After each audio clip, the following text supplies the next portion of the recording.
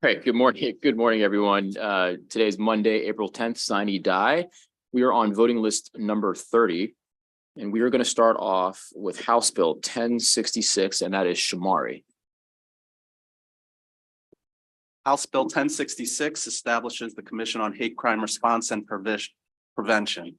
The Office of the Attorney General must staff the commission. Commission members may not receive compensation, but are entitled to reimbursement for expenses under the standard state travel regulations.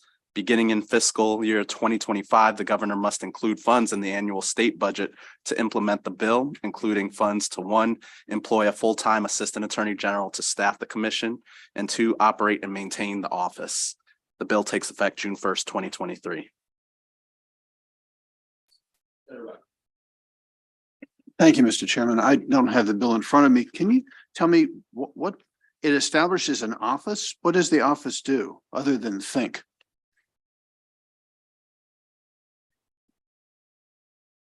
So Do you want to know the membership, or do you want to know the commission membership and kind of their task and Yeah, tell me a little bit about it. We had another bill a while ago, and I asked whether what this was going to accomplish. It was on terrorism. This may have been this is hate crime. No, this is different. The other one. was on terrorism. That's a And I different. said, what are the people going to do? Just think? And they said, yes. So if these people are just going to think, I'm not wild about it. So tell me, what do they do? They develop strategies to prevent and respond to hate crimes and evaluate state law and policies relating to hate crimes, and then report on it. And how many people are on this organization? Go to page 2. Looks like 21 members. It's 22 members. It starts on page 2 of the bill, goes all the way down. So Let me pull the bill up. Good. 22 members. Let somebody else talk. I'm going to pull the bill up here.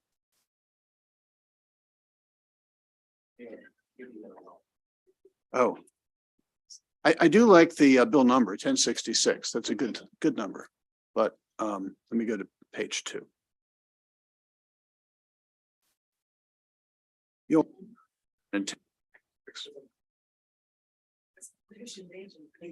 exactly.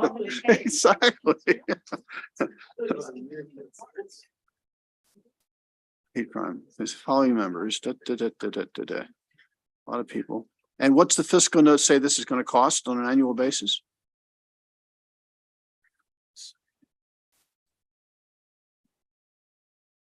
So it's what 114 for fiscal year 25, 136,000. $100 and some $1,000. 136. Okay. Well, it sounds like an awful lot of money to develop strategies. Don't we've passed any number of civil bills to allow civil cases to be filed against people who commit hate crimes. So I'm not sure, what does this add to the mix? I'll just say, look, so federal fund expenditures for OAG increased by $114,000 for fiscal 24, which reflects the cost of hiring 1 contractual assistant attorney general to staff the commission for fiscal 24, beginning July 1st, 2023, using federal grant funds. So Shamari, can you just, how much is this a pass-through account? How does this work? Is this a federal pass-through, or is this actual coming from our operating budget?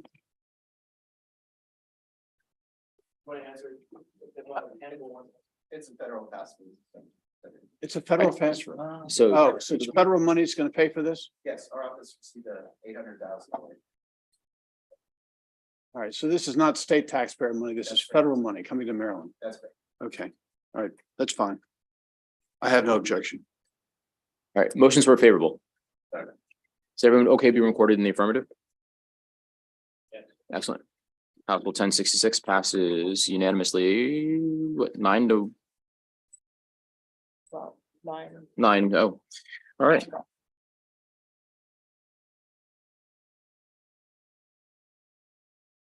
All right, we'll now go on to House Bill 1176, and that is Jamie.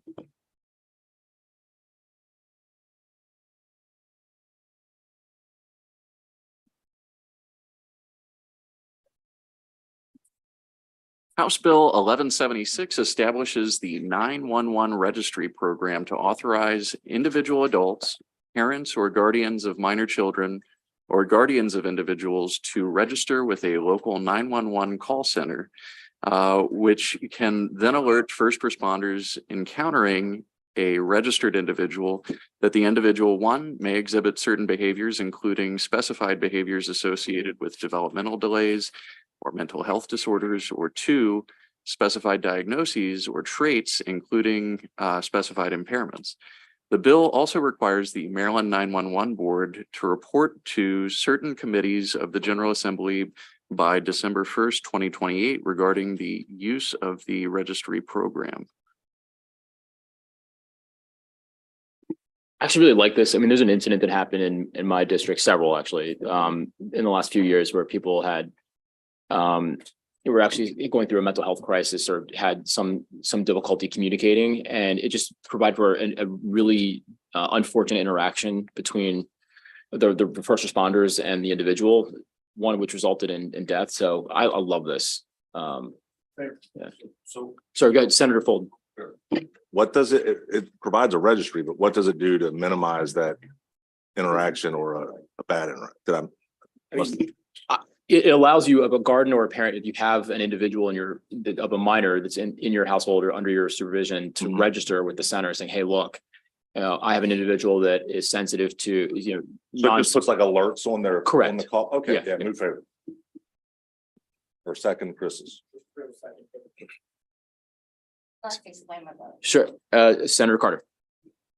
So I like the idea of the bill a great deal, and certainly we need to alert law enforcement and first responders to people that have specific needs.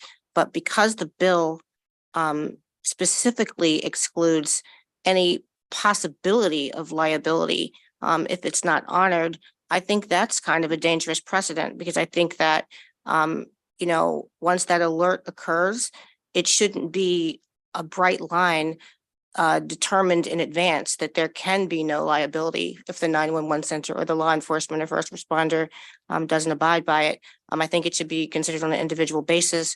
I think it's a bad policy when you have these bright lines. And so since it's going to pass anyway and the committee's for it, and I want to say it's in no way an affront to the wonderful sponsor of the bill, I just want to say that I don't think it's a good policy because of that exclusion of the potential liability. But I'll vote yes. Thank you. Fair point. Even further discussion said, is everyone okay being recording the affirmative? All right. House Bill 1176 passes unanimously, 9-0. Next, we'll go to Josh with House Bill 1173. House Bill 1173 establishes a new regulatory framework that applies to recreational vehicle manufacturers, distributors, factory branches, and dealers. Existing laws that apply to such entities would no longer apply under the bill. There is one amendment that has been in your packet previously. That's number 383120/1. The amendment makes some technical changes to the bill to bring it more in line with national model law on which it's based. Senator McKay's moved the amendment. It's been seconded. Now the bill's before you as amended. Further discussion? Sure, Senator Fulton. So is this the kind of the follow-up or carve out from the bill we passed earlier about allocations from manufacturers to Maryland's dealership for the? Oh, okay.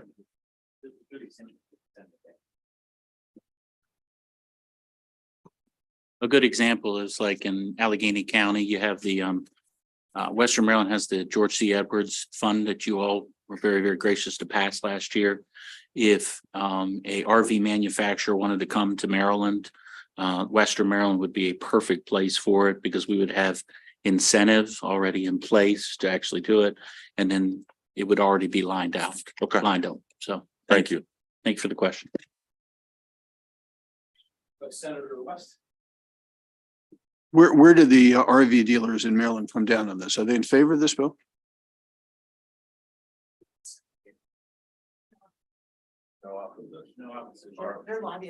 I see Grayson Wiggins with a thumbs up, so.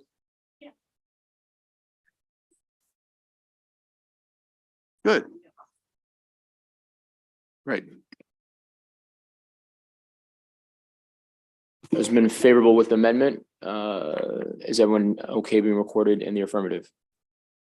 Excellent. All right. House Bill 1173 passes unanimously with amendment.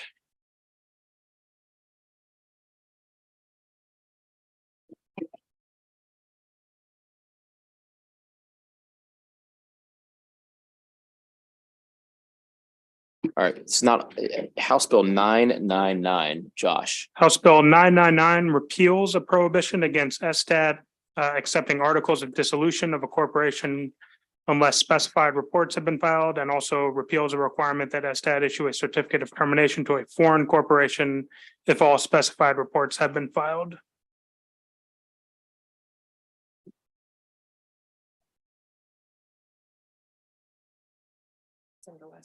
Senator West, sorry. Thank you, Mr. Chair. So I asked Delegate Fair when he was here whether or not he'd worked with the State Bar Association's business law section on this, and he said yes. So I'm a positive on this one, and I'll be happy to move favorable if nobody else wants to. Recording the affirmative. Excellent. Okay. House Bill 999 passes unanimously. All right, we're now going to go to House Bill 174. And that is Jamie.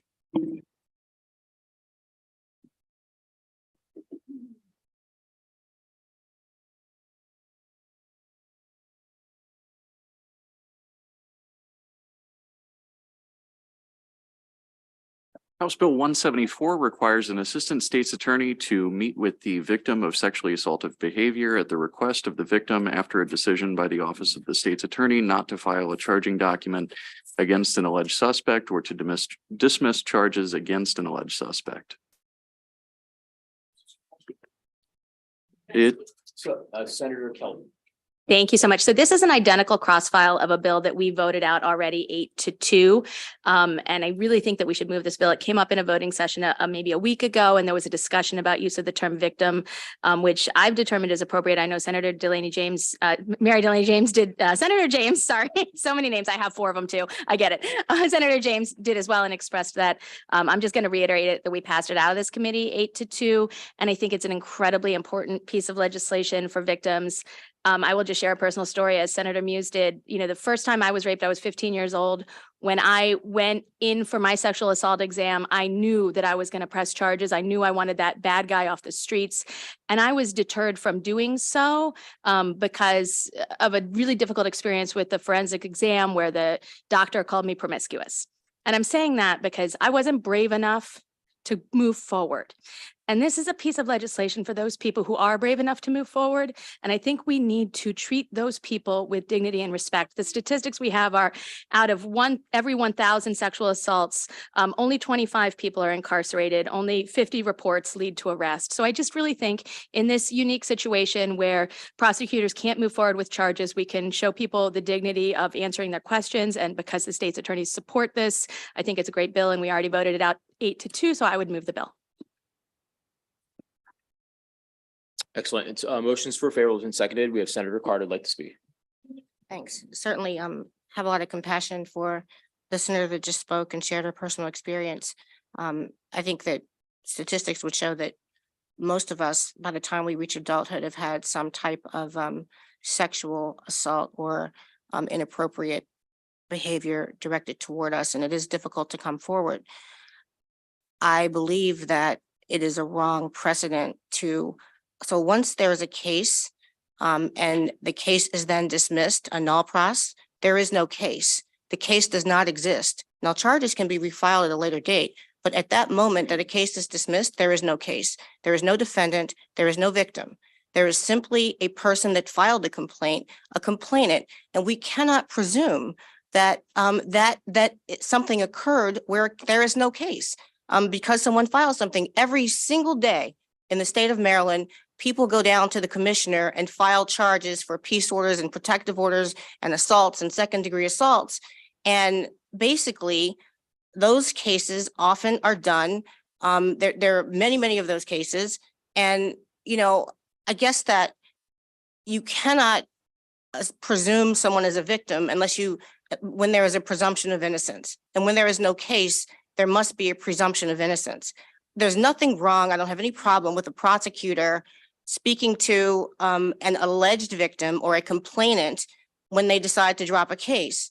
I do think carve-outs are dangerous. I think that there are victims of all kinds of assaults and violent crimes, victims of burglaries and thefts. All of those people deserve to be treated with respect and courtesy.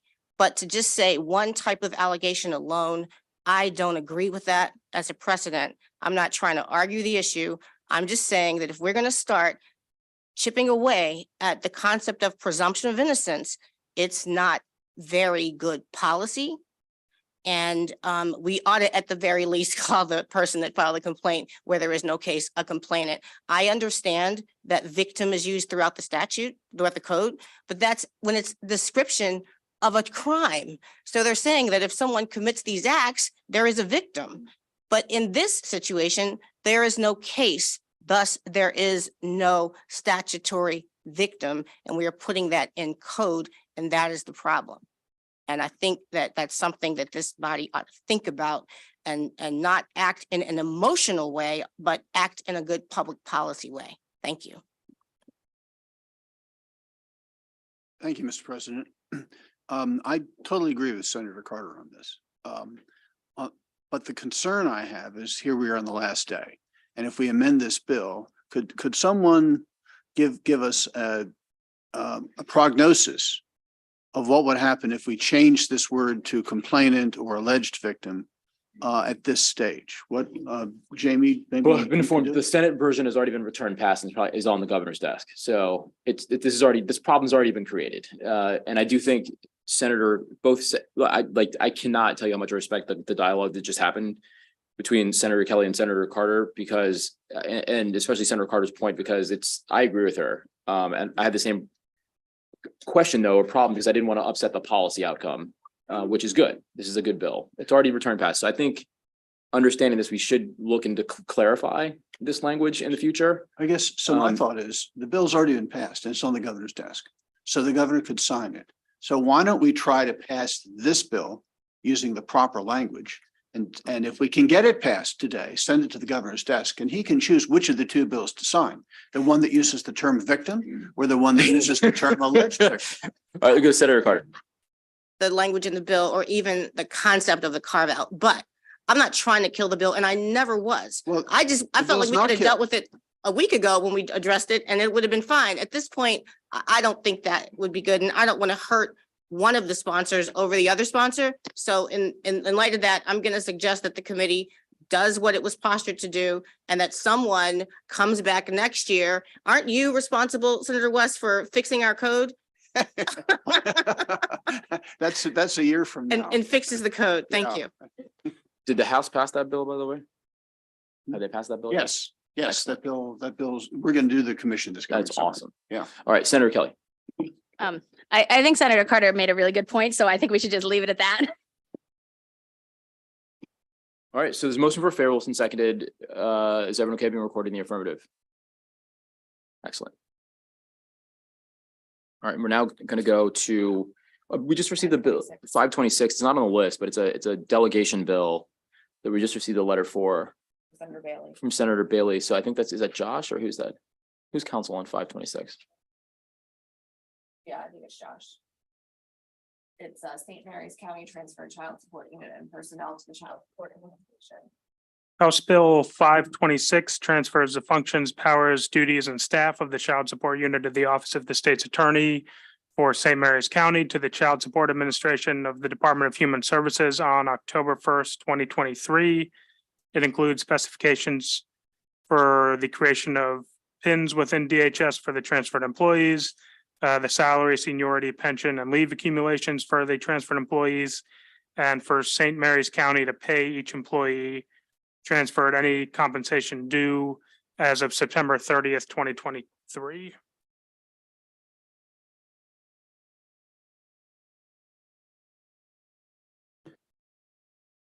Sorry, motions for favorable. It's been seconded. Is everyone okay being recorded in the affirmative? Excellent. Okay, now let's go on to Jamie with House Bill 133. 135.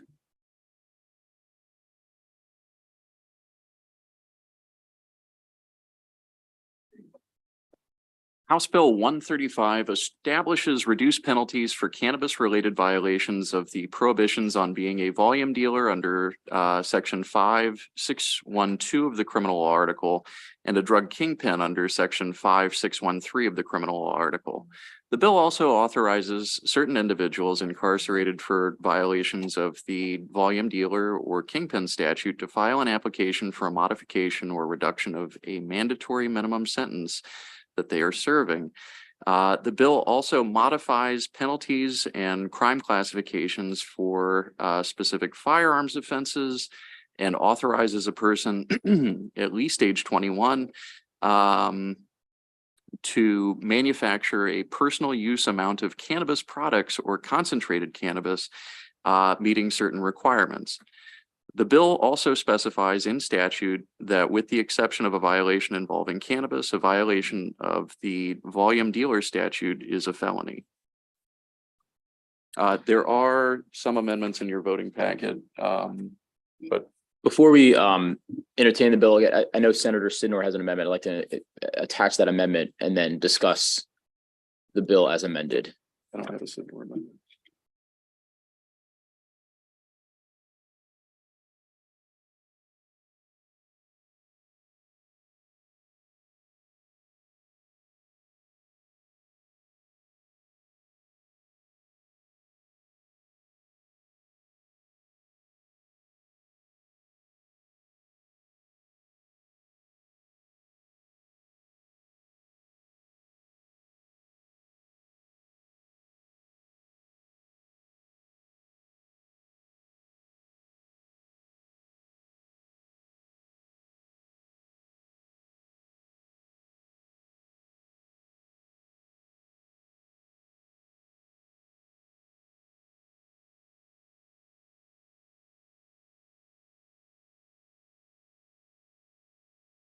Yeah.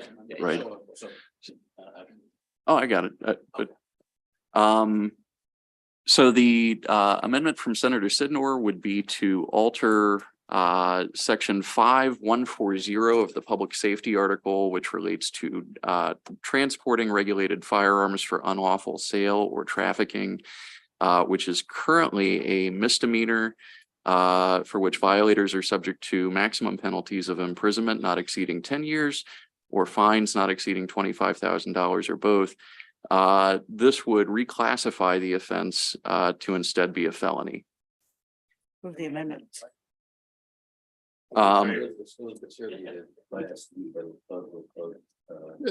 It's been favorable. It's been seconded. Senator Walter, go ahead. So I just a quick thank you to the sponsor of the amendment, as well as Senator Carter, who has been on top of this issue for so long. We're going to have some legislation later related to gun violence, and this is no question part of the solution. And so I just want to say thank you out loud and on the record. Senator Carter has been on this for years. Senator Sidnor is exactly right in offering the amendment. I think this is an important step in the right direction. We know that a lot of these cases go federal, and increasing the penalty would allow us to take these back and prosecute them at the state level, which is where many of these cases belong. So I just wanted to thank the sponsor of the amendment and Senator Carter for keeping this on our radar screen. Absolutely, I agree. I mean, understanding that to put some of your point that most of these cases happen federally because they involve multiple different states and resources, and even the latest quasi trafficking case that was mentioned on the floor, who brought it? States, the U.S. attorney. Yeah. So, so the amendments before, now the bills before you as amended. Further discussion, Senator Carter. Thank you, Mr. Chair. You know, I do think that trafficking is the root, in many ways, the root of the problem for the proliferation of guns. And I don't think that we should just rely on feds to pick up people on these trafficking cases. I think it should be clear that trafficking is something that's not tolerated in Maryland, and you could be charged in the state. I just think that to say that, oh, we're not going to address it while we crack down so hard on people that are in mere possession of an unregistered gun is bad policy. It looks as if the section of this bill that would have made mere possession a felony has been stricken. Is that correct? It looks like it on page 6 6 of the bill. at the bottom. Is that scratched out or is it rewritten somewhere? I'm looking at whatever was just passed out. No, what was passed out, Senator, was the amendments, was a different set of amendments that the committee hasn't taken up. So that wasn't taken out. So, right, so are you looking at, I'm looking at the bottom of I was page just looking 6. on the So you- computer. The reprint on the computer, is that the right version? Right, that would be the right version. So page 6 of the bill, are you looking at section 5138? Yeah, that's still in the bill. Okay, I can't support that part of this bill. I don't think, again, I don't know what kind of policy makers would decide that trafficking, selling, manufacturing is the equivalent of being in mere possession of a stolen gun. The federal data indicates that most crime guns found in Maryland, there's been a period of 10 years between the original point of either theft or some type of other illegal transfer that resulted in the gun being out of the hands of legal ownership and into the illegal hands or the unregistered hands, 10 years. And so the chances that somebody that's in mere possession of a gun that happens to have been stolen 10 years later had something to do with the theft, I don't think that should be a felony. That's not the equivalent of someone that sells or manufactures or traffics. It's not the same. That it's not balanced to make both of those a felony. And so I won't be supporting the bill with that clause in it. Thank you. Thank you, Mr. Chairman. Hey, Jamie, I just have a, on page 204, line 25, that paragraph, when it talks, what other, is that back to 5 years? Because on, that's the reprint, but on the third reader, I guess. Hold on, let me check. Now I'm confusing myself. Is guilty of a felony conviction not less than 5 years. Then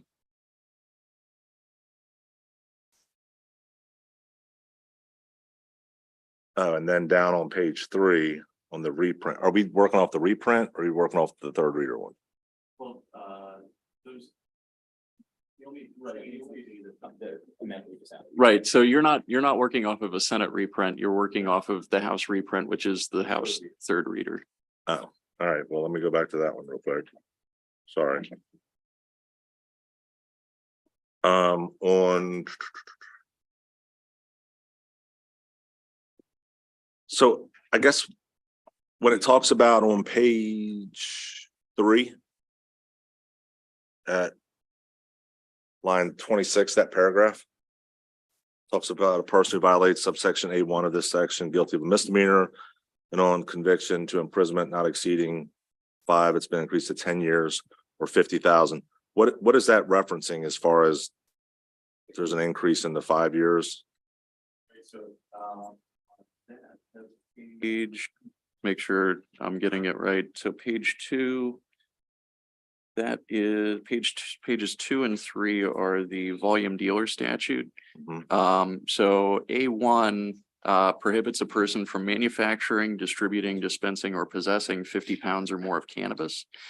Under current law, that's and with the prohibition that applies to all those other items down to item 14, a person who violates any of those is guilty of violating the volume dealer statute. The current penalty for that is a 5-year minimum and fine not exceeding $100,000. What this does is it changes it so that if we're talking about cannabis, it's a maximum 10-year fine or excuse me, a maximum 10-year imprisonment and a maximum fine not exceeding $50,000, just for the cannabis. Getting rid of the mandatory minimum. Okay.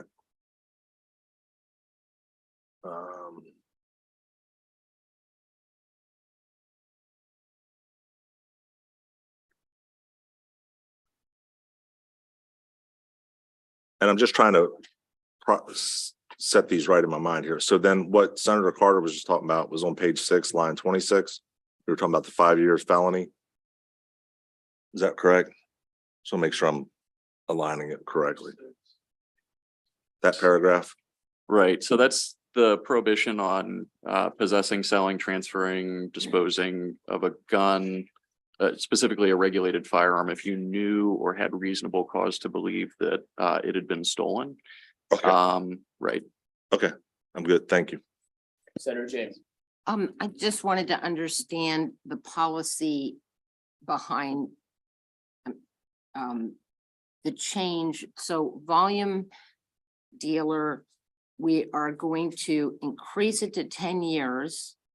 I guess that's, we call the volume dealer someone that's.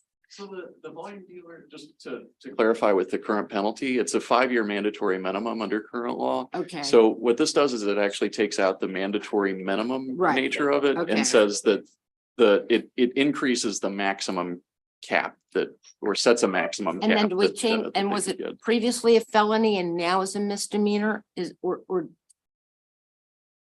Yes. so, Let me- and then we try to increase penalties for what we are calling drug kingpin. So what was the what's driving that policy? So it's taking away, this is only for cannabis in this. Right, piece. yeah. So it's taking away the mandatory minimum, getting away, but blowing out the back of possibility for, I think, 10,000 from 5,000 and from a mandatory minimum of 5 years to a mandatory maximum of 10 years. I understand. I do. I get that. I get that change now that you just made. Just it. I knocking off a understand. mandatory minimum for cannabis. But I mean, is it just, is it a recognition? What's the recognition?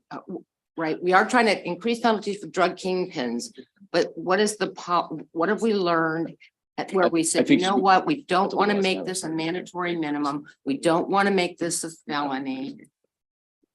No, we're not. We're just We- increasing the possibility. Even if it's 50, you know, it's a large amount in my eyes, but in any event. So what have we learned and what are we trying to accomplish with that change right there? We think that the penalties were too harsh because, is it because we're legalizing cannabis recreationally? I mean, there's got to be some kind of. I mean, the policy rationale is that we're about to, legalize cannabis in July 1st. Right. We're going to unleash a marketplace. There's just more people are going to have cannabis. So, Right. also just like a draconian mandatory minimum for possessing something that now that's 2.5 will be the personal use amount. Not 50 pounds. Right. But- Yeah, that's what I was. But it's just a policy call to get rid of a mandatory minimum associated with With something a that's product that we're now, creating a legal marketplace for. Okay, thank you.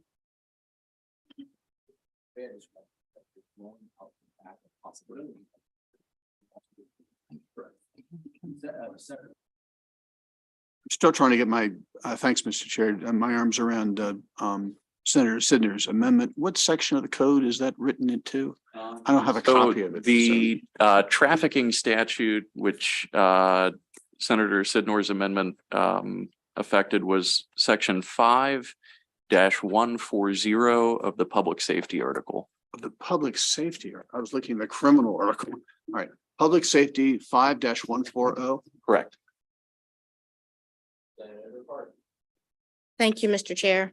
I had suggested some amendments earlier on, but since they're not being offered or not mentioned, I'm going to assume that they've already been privately rejected, but I'd like to speak about the policy. There's talk about we're going to end a mandatory minimum sentence because we're legalizing cannabis, but there's no talk about the fact that it's legal, and perhaps there shouldn't be a criminal penalty associated anyway, especially for a first time. I spoke about this on the floor. I was led to believe that this committee was open to an amendment that would allow for people that are still criminalized to have a pathway for diversion and participation in the legal system. And basically, July 1, this is legal. people that have been subjugated to illicit market with very little other opportunities for economic engines that are legal, that are involved in marijuana sales are not going to miraculously know on July 2nd that marijuana is allegedly legal and say, oh, let me get myself together and figure out how to apply for a license. So if we're not intentional about stopping the criminalization of Black people and brown people in this legalization process, then we really just continue to widen the two-tier system in Maryland. And so for those reasons, I don't think it's good policy.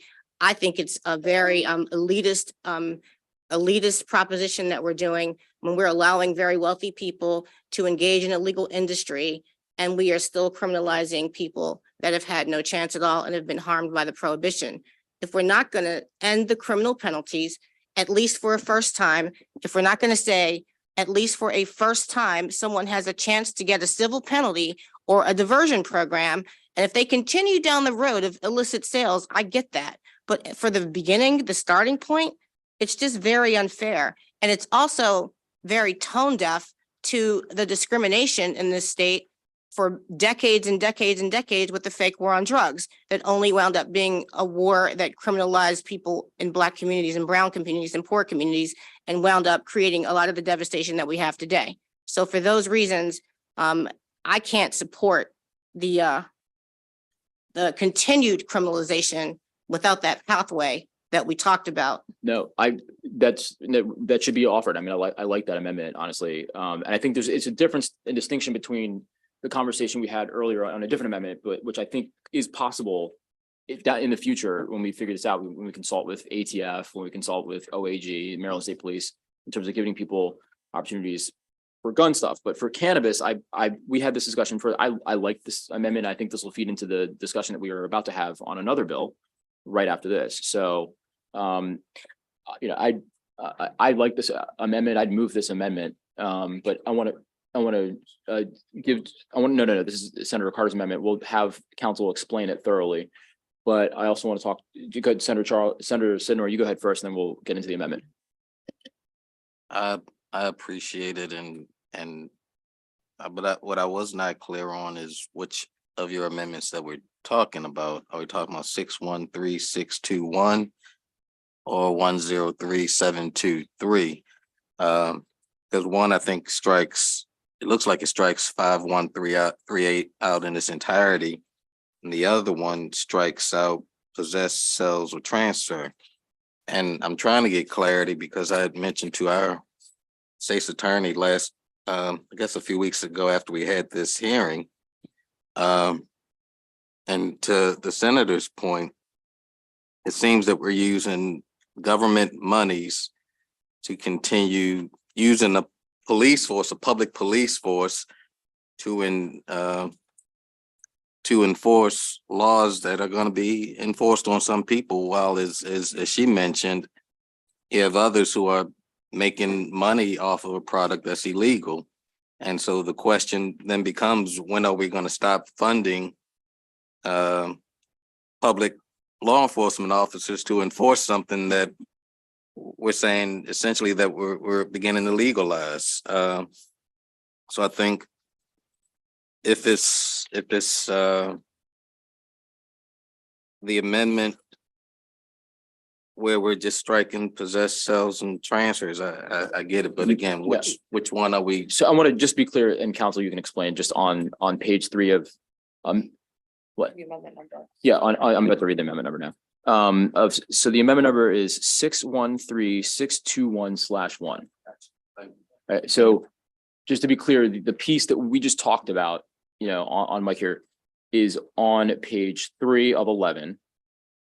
And it's right under line 28 to 2, it ends right before line 29, which is 5-6121. It does not include that. So I want council to just thoroughly explain exactly the piece of the amendment we're adopting. And then I'd like to move this amendment, move this bill, and get on to odor. But Senator Walsh-Reger, did you have something? Okay. We're not talking about the entirety of the amendment we have No. before us. We're just talking about a piece of it. Correct. Perfect. Thank you. So, All right, he's going to explain it to you. So if you're looking at the reprint of, and just to make sure we're all on the same one, this is amendment 613621. if you're looking at the reprint, the sole piece of that amendment that is before the committee for consideration is between lines 28 and 29 on that page of the reprint. Page 3 of 11. So what that does is it adds a new subsection D to the volume dealer statute. And what it provides is that in a prosecution for a violation of subsection A1, which is the 50 pounds or more of cannabis, the state's attorney shall, one, move to place the case on the stet docket on the condition that the person agrees to participate in a diversion program developed by the Office of Social Equity for Education, Training, and Opportunities regarding participating in the cannabis industry by obtaining a social equity grant or the ability to work in the cannabis industry, and after receiving proof of completion of the diversion program, enter a null pros and file a petition for expungement.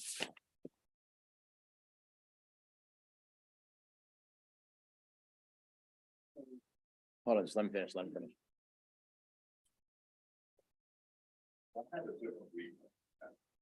think you're looking at the wrong minute. You're looking at 103.7.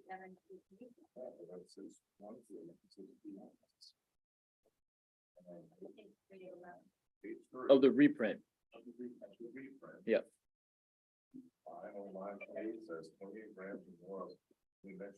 That's right.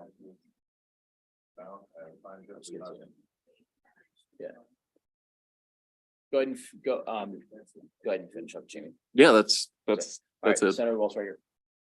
So I appreciate the intent of the amendment and agree that this is something we might want to consider doing. But the amendment as drafted does not reflect what the senator said. So the senator indicated that she wanted this to apply to first-time violators, but there's no reference to first-time violators. And so the amendment as drafted, what it would allow you to do is be a volume drug dealer. In other words, not a small-time drug dealer, a big-time drug dealer.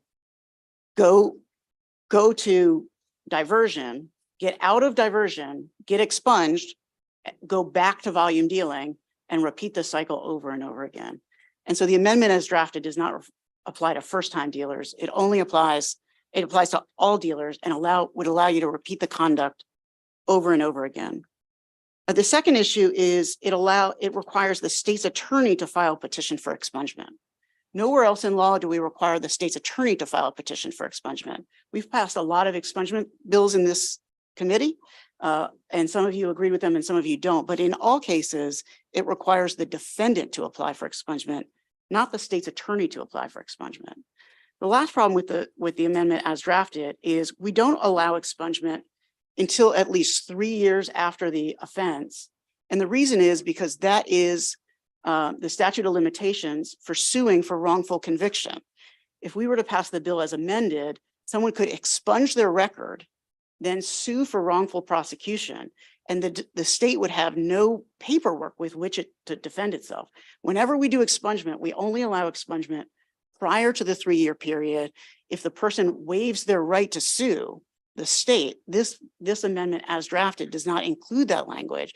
So not only would it allow repeat drug dealing, it would require the state's attorneys to file an expungement, and it would require that expungement to occur prior to the 3-year period in which we usually require either someone to wait or to sign documents to waive their rights. And so I'm happy to be supportive of this amendment. It's just not in a place where we can move it right now because it includes those 3 errors. But some time ago, because we've been mixing and matching so many different bills, I offered this amendment on the floor on the main marijuana bill, and I submitted the language to council in this case. Apparently, a decision was made to try to attach it to this bill. This language here is not the language of the amendment, and it's not the detail with which it is written is not the detail with which I submitted it. And so once again, I feel like there is some type of an effort to ensure that we don't pass this amendment, even though I was told that we would. The problem is this. The problem is this. We have created a class of criminals because of a so-called war on drugs, which was only a war on certain people. And now we are legalizing it for wealthy people. And those people that we have criminalized and created no pathway in the world to overcome their criminality and participate legally in society and become tax-paying citizens will continue to be harmed. And so the spirit of the amendment is to try to right some of the wrongs of the past that this body created through its laws and policies. This body is responsible for. And if we go down the road of legalizing cannabis for only some people, we make the situation much worse for those very same people that have been harmed. And all of the people that continue to talk about public safety, public safety, public safety. If you create a class of criminals and create no opportunity for them to overcome criminality, there is no way in the world you're ever going to have public safety. And so I have to say that I'm going to reiterate that I offered a different amendment. It was 2 paragraphs. It basically said diversion without specifying that a state's attorney would file for expungement and all the things that the vice chair just said. That's not what my amendment ever said. It should be the regular way that diversion works, and expungement should be the regular way expungement works. I wasn't trying to alter what's already in the law. I was trying to create an opportunity for people. And if we want to get, hold it up or not pass it because technically it was drafted incorrectly as the same thing that happened with another situation, that's fine. But I know that I won't be able to sleep at night. I won't be able to live with the decision of legalizing cannabis for rich people, but still criminalizing Black people if we don't pass this amendment or some version thereof. Okay.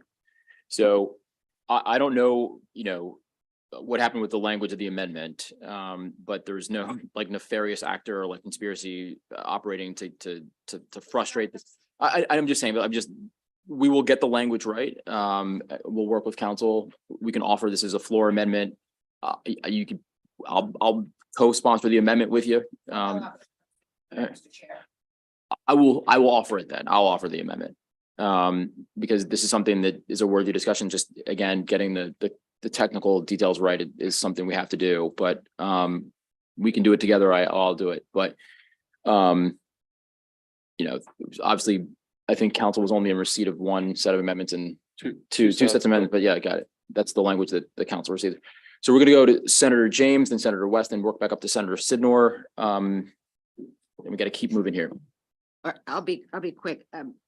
Thank you, Mr. Vice Chair. I didn't know all of that, but my question, and not so much to the motive, but just was that we've just passed this recreational bill, and I don't know if anybody's tried to work with its the finance committee. I don't know how the Office of Social Equity, Education, Training Opportunities could develop this program, but also social equity grants.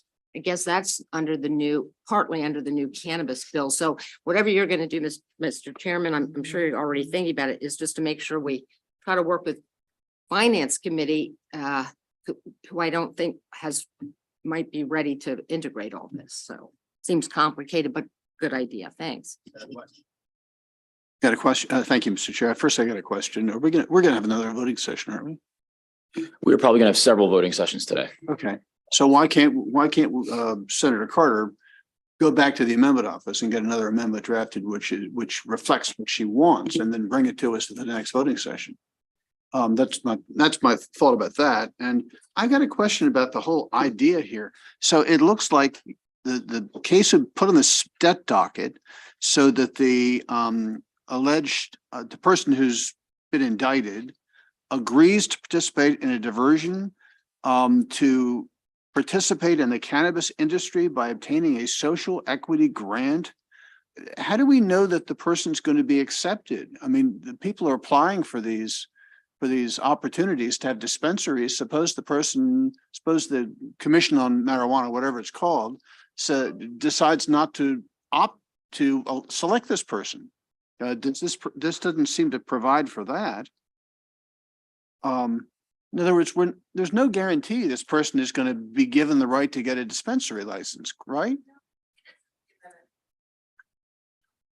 It's difficult to argue something where the specific language that I submitted on Friday I know. is not what's before us. So So if that's this- why I don't want this to argue is just that. the wrong My language, amendment forget did my not question. say that a person would get a social equity license. That is misconstrues what it said.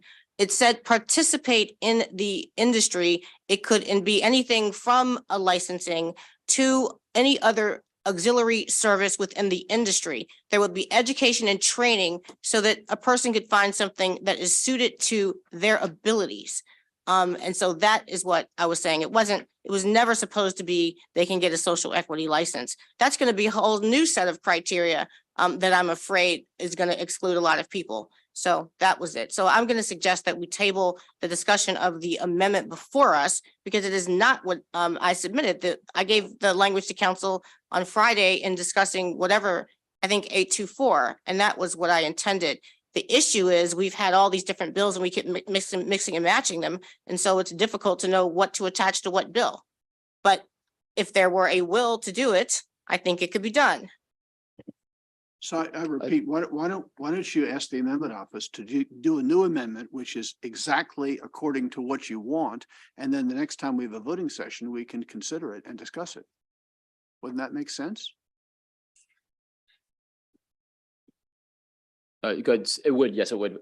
Or we could offer it on the floor as well, just to move things along. So Senator Sidnor, go ahead. Just quickly, I'm sure we've done this before. When we had prohibition, you probably had bootleggers who were incarcerated and somehow we had to figure out how to deal with them.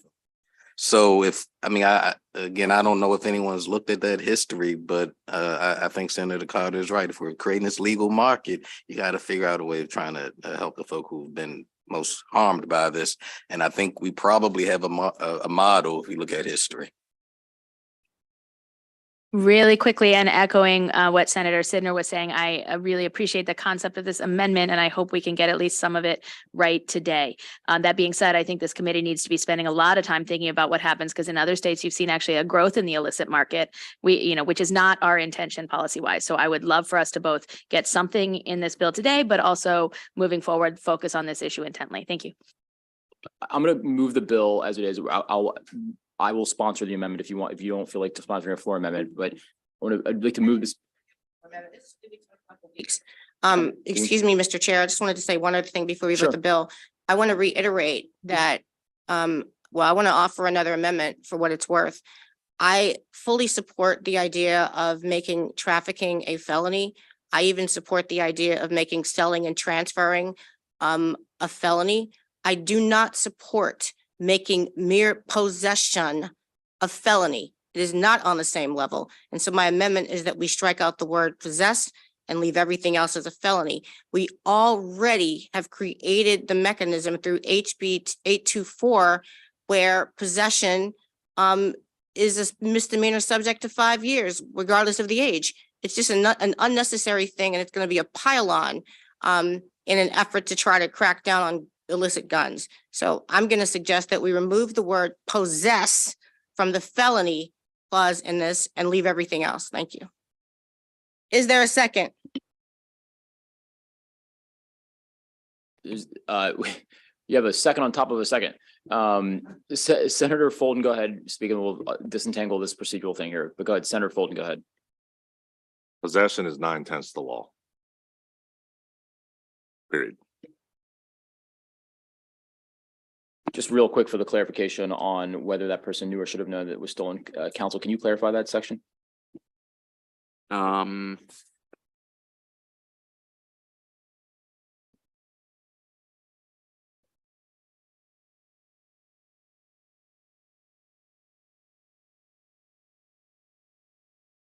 In the public safety article, in section 5138, excuse me, the prohibition is that a person may not possess, sell, transfer, or otherwise dispose of a stolen, dispose of a regulated firearm if the person knows or has reasonable cause to believe that the regulated firearm has been stolen. All right, so go ahead, Senator Wallstriker, then we have a motion for a favorable on the bill and then it was seconded. So we'll run that without the amendment. And if it fails, then we'll go ahead. Yeah, I'm sorry. I just want to be clear. Are we felonizing mere possession of all illegal weapons, or the felony only applies to stolen weapons that the person who is charged knows or should have known is stolen? Right, so the requirement under that statute is that the person knows or has reasonable cause to believe that the regulated firearm is stolen. All right, so there's a motion for favorable on the bill. It's been seconded. We're gonna do roll call.